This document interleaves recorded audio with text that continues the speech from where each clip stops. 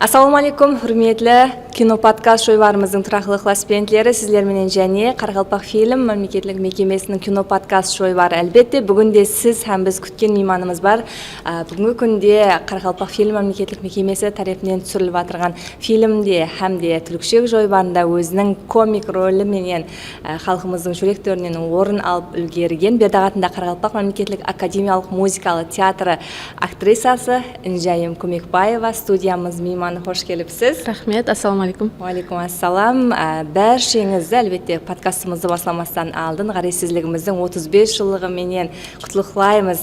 Келің сізде сәуетімізді сол байрам құтлықлауы менен басласақ. Еліміздің ғаресізлігінің 35 жылығы менен бәрше халқымызды шын жүректен құтлықлаймын. Елімізде байрамлар көп болсын, ғаресізлігіміз мәңгі болсын деймін. Рахмет. Біз білеміз, бүгінгі күнде сол комедиялық рөлдеріңізбенен тек қана жасы үлкен замаласларымыздың емес, бәлкім кішкене ғана ықыласпенділеріміздің де жүректерінен орын алып үлгергенсіз. Фильмдерде рөл атқарғансыз, Түлікшек жойбарында кейінгі уақытта көптеген рөлдерді атқарып келмектесіз. Келің, осыларды қазір бір шетке қойған халда ең дәслеп осы көркемөнер тарауына кіріп келген дәуіріңізді еске алса, қалай кіріп келдіңіз? Кім сізді осы тарауға жетеледі? Мен көркемөнерге кіріп келуім негізі әкем тарепте, аталарым дутар шертіп, солай бірақ елге танылмаған менен өзінде ауылдың ішінде сондай кішігірім тойларда солай дутар шертіп жүрген, һәм мен кішкене уақытымнан дутар шертуге қатты қызыққанмын негізінде.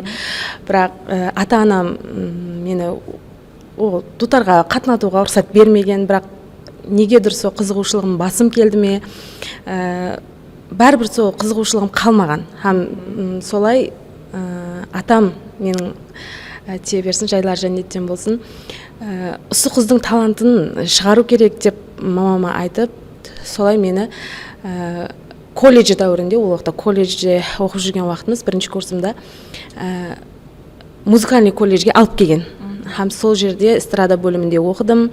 Ол жерді бітіргеннен кейін сол Өзбекстан мемлекеттік көркемөнер һәм мәдениет институтының филиалында муздрама бөлімінде тапсырдым, бюджетте оқыдым, һәм соны 4 жыл давамында оқып, ұстаздарымыздан білім алып, осылай көркемөнер тарауына кіріп келдік. Бүгінгі күнде кино һәм де театрдың қара қазанында бірдей қайнап, сол екі тарауды бірден алып келмектесіз. Әлбетте, бұл қыз бала үшін қиын деген сөз бар, яғни ұстазларда бұны көп айтады. Көркемөнер тарауы қыз бала үшін қиын дейді. Сіздің пікіріңіз қандай бұған? Әлбетте, көркемөнер тарауы, әсіресе сол театрда расында да қиыншылығы көп. Себебі ең бірінші нәубетте келіні қызметің бар, одан кейін балалар бар. Көпшілік уақытларда сол қиыншылық тудырады, бірақ егер сенің қолдаушыларың, яғни үйіңнің іші сені қолдап тұрған болса, сол қиыншылықтардың хаммесі ұмытылады. Бірақ көп уақытлар расында да сол балаларым менен көбірек қиналаман. Бірақ сол ең бірінші менің қолдаушым ол менің енем және өмірлік жолдасым. Соларға рахмет айтып кетемін. Хақиқатында да сол шаңырақ тыныш болса, тату болса, қолдап қуатласа, жұмыс өнімлі болады. Әлбетте. Сіздің өміріңізде кино һәм де театр саласында сізді ең көп қинайтұғын, яғни кей уақытлар бір қиыншылық тудырып қалатын жағдайлар болады. Сонда жағдайлар сізде де болған ба? Әлбетте, ондай көп болады. Уақыт жетіспеушілігі болып қалуы мүмкін қиыншылық тәреплері. Және қосымша егер өзіңді рауажландыру үшін және де істеймен десең, кешкі уақытлары көп жұмыс істеп қалуға тура келеді. Шаңырақты, бала шағаны, жұмысты бірден алып бару деген нәрсе мен үшін көбірек қиыншылық тудырады да. Енді алдыңғы сөзге қайтуым мүмкін, бірақ расымен сол нәрсе мен үшін қиыншылық тудыратұғын сол көбірек сол уақыт жетіспеушілігі, балаларымның қараусыз қап қоюы дегендей сол нәрселер маған көбірек қиыншылық тудырған. Былайынша, бірақ кәсібімді сүйемін. Қалеген уақытта мысалы істеу керек болатұғын болса, уақыт тауып баруға харекет етемін. Халқымыз арасында инсанды жылатудан гөрі күлдіру қиын деген сөз бар. Бұл қай дәрежеде хақиқатқа жақын? Себебі сіз көбінше сол комедик рөлдерді атқарасыз.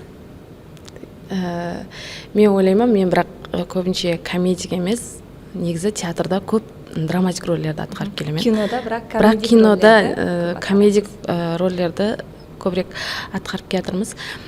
Расыменен де негізі екеуінің де өзіне жараса қиыншылықтары бар. Бірақ комедияда расыменен де майда кішкене деталды да ойнай алсаң, ол күлкіге айланады. Соны ойнай алу керек, соны күлкілі етіп халыққа жеткізе алу керек. Елеге шекен біздердің үйренетұғынымыз көп, ұстазлардан, осы өзіміздің тарауымыз бойынша еледе алатұғын нәрселеріміз көп. Бірақ ләжі барынша сол өзіміздегі тәжірибеден пайдаланған халда жұмысымызды өзінің меярына жеткізіп дейді ғой, бір солай істеуге харекет етеміз. Рахмет.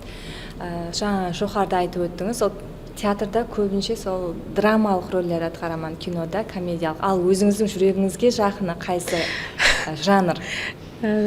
Менің өзіме жақыны негізі сол драма бар, бір адамның жүрегіне көбірек кіріп барады деп ойлаймын. Себебі драма арқылы инсанның ішкі сезімлерін сезіндіру маған ұнайды. Спектакльлерде, мысалы, музыкальный спектакльлерде де, бұланша драмалық спектакльлерде де көбірек сол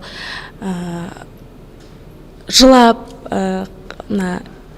ішкі сезімлерін сезіндірген рөлдерді көбірек атқарғым келеді. Негізі өзім ойлағанмын, негізі мен комедияға ондай көбірек қол ұрмауым керек деп. Бірақ неге дұрыс кино тарауында мен комедиямен кіріп келдім да. Соң үшін сіз әзір өзіңіз айтып жатсыз ғой, кинода көбірек комедия деп. Бірақ мен негізі кинода бір ұнамсыз қаһарманды ойнағым келеді. Негізі театрда да, кинода да бір ұнамсыз қаһарманды ойнап, білмедім негедір ұнамсыз қаһарманды ашу үшін көбірек минет ету керек, көбірек іздену керек, көбірек сол адамның мінез құлқын үйрену үшін көбірек харекет ету керек та. Халыққа ашып сол ойнаған образың арқылы халыққа белгілі болып, халық сені жаман көріп жатса, ол енді ол үлкен бақтың. Соң үшін мен жетіскелдің. Соң үшін мен сол ұнамсыз қаһарманды ойнағым келеді. Негізі кинода да, театрда да солай атқарғым келеді. Жоғарыда атап өттік, сол фильмдерде комедиялық рөлдерді көп атқарасыз. Не үшін ұнамсыз яки сол драмалық образда көбірек ойнағым келеді деп жатырсыз? Жеке өміріңіз бұған байланысы бар ма, жеке өміріңіздің? Жеке өміріме байланысы жоқ. Негізі өзімнің мінез құлқымда да мысалы сол комедияға жақын деп, сол үшін да мен комедияға көбірек шақыратұғын шығар. Бірақ мен негедір өзімде сол комедия үшін деп ойламадым, мен өзімді комедиялық актриса емеспін деп ойладым да. Бірақ сол ең бірінші сол Айбек Төлегенов тарапынан түсірілген «Цивилизация» фильмі түсірілді. Соған мені кішігірім бір рөлге мұрат етті. Сода комедиялық рөл екен. Барып ойнадым. Кейін кино премьерасы болғаннан кейін көп адам маған жақсы пікірлерін айтып басылады. Жақсы болған, өзі бір кішігірім жері, сен жақсы түсіпсең сол жерінде деп. Кейін мен содан кейін болады екен ғой, мен комедияда да өзімді көруіме болады екен ғой деген пікірлер пайда болды. Театрда да негізі комедия рөлдерім бар, атқарып келатырмыз. Бірақ негедір сол жаныма жақыны драма. Мен жеке өзім сол комедияға жақын деп ойлайтұғын едім сіз. Яғни өзіңіз сол комедияны жақсы көресіз деп. Комедияға да негізі жақсы. Негізі екеуіне де, екі жанрға да теңдей. Себебі екі жанрда да сол спектакльлерде рөлдер атқарып келатырмыз. Біз білеміз, Қарабай комедиялық фильмінде де рөл атқарғансыз, һәм сол рөліңіз арқылы көпшілік сізді таныған һәм жақсы көреді. Жеке өзімде де сол Қарабай фильмін көрген уақытымда сол ойнаған рөліңіз, жүклі бол ойнаған рөліңіздегі сөйлеген гаплеріңіз есімде қалып қойған. Келің сол фильм хақында тоқтасақ, съемка процесінде қандай қызықтар болды? Улыма фильм хақында пікіріңіз қандай өзіңіздің? Қарабай фильмі негізі ең бірінші мұрат болған уақытта мен қатты қуандым. Себебі әр бір актер, актриса ол кинода ойнау, оның бір ішінде бір қалеуі болады. Бәрі кинода ойнасам екен, экран арқылы халыққа танылсам екен деген, енді театрға әммеда келіп тамашаламауы мүмкін. Бірақ экран арқылы сол актердің танылуы, жүзінің танылуы ол бір басқаша нәрсе. Соның үшін мен ең бірінші сол киноға мұрат еткен уақытта қатты қуандым. Съемка барысы жүдә жақсы өтті. Ол үлкен бір командамен істескен енді менің бірінші кином. Басқаша эмоция берді маған. Массалық сахналар болды. Сол жерде мысалы менімен біргелікте істеген сахналарымыз жаңағы театр менен киноның өзгешелігін маған сезіндірді. Кино деген әлемнің бір өзге бір әлем екенін мен сол кино арқылы, Қарабай фильмі арқылы сездім. Сол тәреплер маған жүдә ұнады. Бүгінгі күнде сол түлікшек балалар жойбары халқымыздың жүрек төрінен орын алып үлгерді. Кішкене балажаларымыз тарапынан әжайып көріністер халқымызға інәм етілмекте. Әлбетте жойбарда сізді көп көріп жатырмыз. Балалар менен ислесу қалай сізге? Қиыншылық тудырып жатыр ма? Балалар менен ислесу негізі жақсы.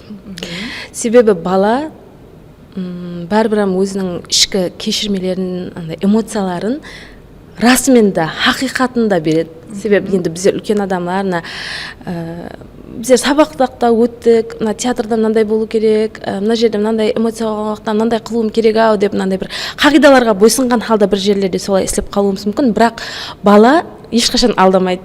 Балада мынандай эмоциялар сол кезде шығады. Һәм олар менен ислесу зауқлы.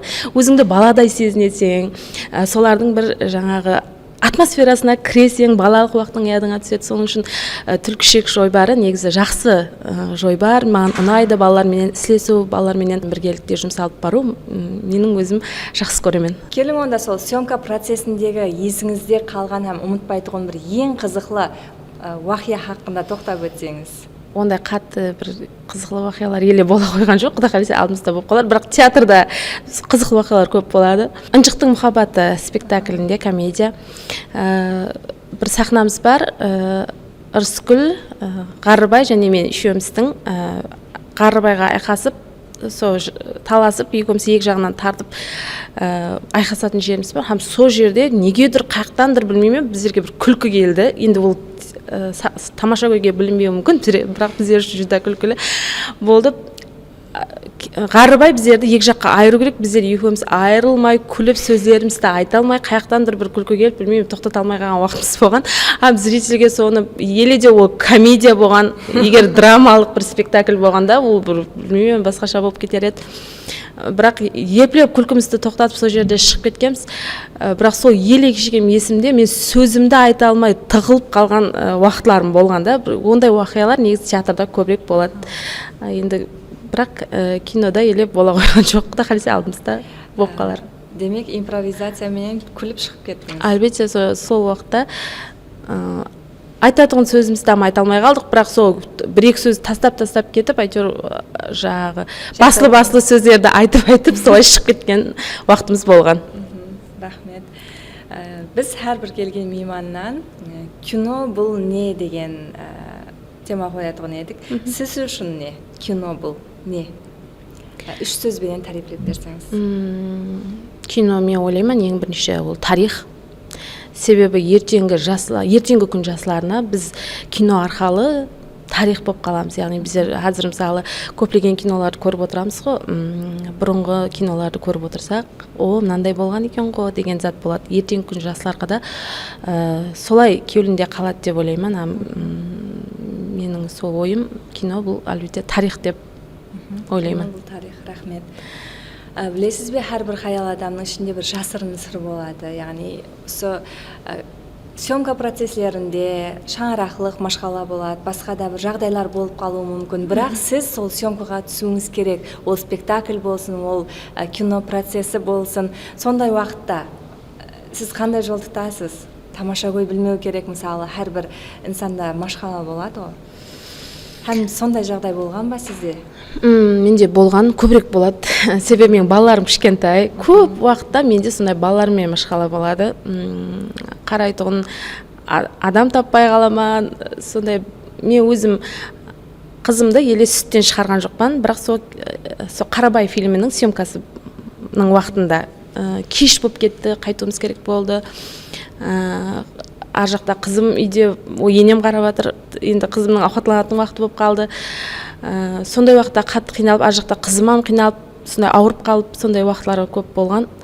Мына спектакльлерде де, кешкі уақытларда да мысалы спектакльлер қойылады, сондай уақытта да сондай қиыншылықтар. Менің қиыншылықтарым сол балаға байланысты көбірек қазіргі уақытта, себебі балаларым мен еле кішкентай. Сондай уақытларда өзіңізді айыплы сезінесіз бе? Әлбетте. Мен балаларым үшін бір жақсы ана бола алмай атпан ау деген зат ішімде өтеді негізі. бірақ кейін өзімді басып, бұлар құдай қаласа өтіп кетеді ғой, балаларым үлкейеді, мен де бір деп өтіп кетемен бұл нелерден, этаптардан деп солай өзімді басуға харекет етемен. Бірақ расымен де анандай бала үшін ана ең басылы, анасы ғой балаға. Сондай уақытларда балаларыма қарай алмадым ау деген затлар болады. Бірақ жаңағындай қолдап қуатлап, жақынларым, үй сатқымайды, балаларың үлкейіп кетеді, енді жұмысың істеуің керек, көрінуің керек деп солай қолдап тұрғаннан кейін ары қарай жұмысымызды давам ете береміз. Рахмет. Соның үшін қаял адам универсал деп те атайды. Әр тареплеме шаңыраққа да, балаға да, өмірлік жолдасқа да, ата-енеге, жұмысқа бәріне бірдей үлгеру керек, рас. Демек, біз білетін сұрауларымызды баслаймыз. Өнер ме, яки тыныш өмір ме? Өнер. Танымаллық, яки бақыт? Бақыт. Ақша, яки абырой? Негізі екеуі де бірдей керек қой әрбір адамға. Ең сүйікті фильміңіз? Ең сүйікті фильмім «Титаник». Ең сүйікті актрисаңыз? Өзіміздің Қарақалпақ театрымыздың үлкен ұстаз апамыз Жұмагүл Сағындайкова. Ең үлкен қорқынышыңыз не? Ең үлкен қорқынышым балаларым. Інжайымды 3 сөзбен тарифлеп берсеңіз? Ана бірінші, екінші тез қимылдау керек болып жүретін адам. Үшінші шаққан келін деп айта қояйын. Сізді ең көп не қуанта алады? Мені һәмме нәрсе қуанта алады. Кішкентай нәрсенің өзі де мені жақсы бір эмоция шығаруы мүмкін. Мен себебі эмоциональный қаттығыда. Сіз үшін бақыт не? Мен үшін бақыт ол шаңырағымның тыныштығы. Қайсы хайуаннан қатты қорқасыз? Тышқаннан. Бізді тамашалап отырған жас талант иелеріне не айтқан болар едіңіз? Жас талант иелеріне айтарым, ешқашан мұңайып қалмай, тек алға баса беру керек болған. Рахмет. Біздің білетін сұрауларымыз осыменен жұмақланды. Келін, тикарғы сұраулар, білетін сұраулар жұмақланды. Ең соңғы тикарғы сұрауымыз бар. Қарақалпақстанда қандай фильм түсірілуін қалайсыз? Қарақалпақстанда мен көбірек өзім көп жерлерде де айтамын, біздің тарихымызды кейінгі әулетқа қалдыру керек. Мысалы, біздер аз спектакльлерде де ойнап жатсақ, енді театрда айта берді демең, бірақ енді театрдан келіп шығып айтайын. Спектакльлерде муздрамаларды ойнаймыз. Сонда қосықларды біздер қазір ұстазымыз Мырзагүл Сапаева, Сарназ Анакуловалардан ырғағы менен, айтылулары менен һәммесін үйреніп кетірбіз. Бірақ кейінгі біздерден кейінгі жаслар, мысалы, қазір миллилікті, милли қосықлардан негізі көбірек ұмытып кетіп жатқандай, үйренбей жатырғандай да. Сол үшін мен сол бір қосықлар кейінгі әулетқа жетіп барса екен деймін да, миллилігіміз қалса екен. Кинода да сол біздердің бұрынғы батырларымыз, да қалесе Гүлайым фильмі түсіру алдындағы сондай тарихи біздердің тұлғаларымыз ертеңгі әулетқа қалса екен деп мен солай ойлаймын. Себебі Қарақалпақ халқының қандай халық екенін көрсететұғын, миллилігіміз сақланып қалса екен деп сондай ниетім бар. Бүгінгі күнде сол социальный роликлерде һәм басқада көрінісілерде жастар менен, яғни жас талант иелерімен бірге істесіп жүріпсіз. Яғни сол медиа тарауында, кино саласында. Келің сізбенен бүгінгі күнде көркемөнер һәм мәдениет институтында тәлім алып жатырған, яғни актер һәм актриса жас талант иелері көплеген тәлім алып ол жерде біткеріп шығып жатыр, бірақ тілекке қарсы оқуды жұмақлағаннан кейін көрінбей қалып жатыр. Яғни тикарна осы актерлық шеберлігін біткерген жасар. Оның себебі неде деп ойлайсыз? Енді оның себебі мен өзім ойым жеңіл қарап кеткен шығар деп ойлаймын мен. Себебі біздер оқыған дәуірде бар ықыласымызбенен жантасатығын едік. Әрбір экзаменіміз болсын, әрбір мысалы ұстазларымыздың сөздерін біздерім қатешілік қылған шығармыз, енді алмаған жерлеріміз болған шығар, бірақ ләж барынша сол үйретіп отырған нәрселерін алуға харекет ететұғын едік та. Енді қазіргі жаслар солай бір жеңіл, қазіргі Инстаграм бар, жеңіл болып кетті һәмме нәрсе, соныңған байланысы бар шығар деп ойлаймын. Бірақ сол қазіргі жасларымыз уақыт өтіп жасы мінген сайын мен ойлаймын түсінеді. Себебі біздерде қазір институт уақытында түсінбеген айрым бір ұстаздарымыздың айтқан затларын қазір түсініп бастап жатқандаймыз да. Қазір мұғалім сол кезде ұстаз солай айтып еді ғой, негізі сызат екен ғой деп қазіргі уақытта түсініп келе жатырмыз. Мен ойлаймын кейін олар да түсініп бастайтұғын шығар. Сол Инстаграм, сол жеңіл затлар көбейіп кеткеннен кейін солай болған шығар деп ойлаймын. Демек бұған социальный сеттің азғана болса да тәсірі бар деп ойлаймын. Рахмет. Құрметлі тамаша көйлер, кино подкаст шойбарымыздың тикарға һәм де білеті сұраулар жұмақланды. Бүгін сізбенен бірге халқымыздың сүйікті актрисасына айланған Інжайым Көмекбаева болды. Келің, өзіңізде сез тұрғаныңыздай бүгінгі подкастымыз өз жұмағына жетіп бармақта. Осы орында сізге айрықша рахмет айтамыз һәм алдағы дүрітушілігіңізде жоғары паруазлар тілейміз. Халқымызға жақсы тілектеріңізді айтып, сәлемдеріңізді жолдасаңыз болады. Бірінші нәубетте шақырғаныңыз үшін рахмет. Кино саласына еле толық кіріп келмеген болсақ та, енді қадам қойып отырған болсақ та, сондай бір сәубет өткізейін деп мұрат еткеніңіз үшін сізге айрықша рахмет. Халқымызға тілейтұғыным ең бірінші сол айтып өткенімдей, ғарисізлігіміздің 35 жылығы баршаға мүбәрек болсын, халқымыз тыныш болсын, еліміз абат болсын. Сіздер үшін қызмет етіп отырған көркем өнер тарауы уәкілдерін қолдап қуатлаудан шаршамаң деймін. Рахмет. Сізде шаршамаң. Демек достар, сіздерменен бірге кино подкаст шойбарымыз осыменен жұмақланды. Подкастымыздың кезектегі мейманы кім болуын қалайсыз? Комментария бөліміне жазып кетсеңіз болады. Сіздерменен бірге болған кино подкаст шойбары және де мен бастаушыңыз Захида Шәрбаева болды.